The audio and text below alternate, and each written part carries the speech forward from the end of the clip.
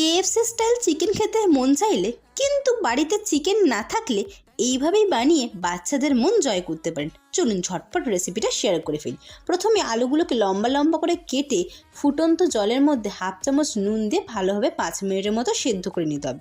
এবার অন্য একটা বাটিতে বোলের মধ্যে 2 চামচ চালের গুঁড়ো, 3 চামচ কর্নফ্লাওয়ার, 2 চামচ বেসন, তারপর বেসিক স্পাইসেস ধনে গুঁড়ো, জিরে গুঁড়ো, লঙ্কা গুঁড়ো, সামান্য পরিমাণ হলুদ ও স্বাদ মতো নুন দিয়ে সব কিছু মিশিয়ে অল্প অল্প জল দিয়ে একটা ঘন ব্যাটার তৈরি করে নিতে হবে।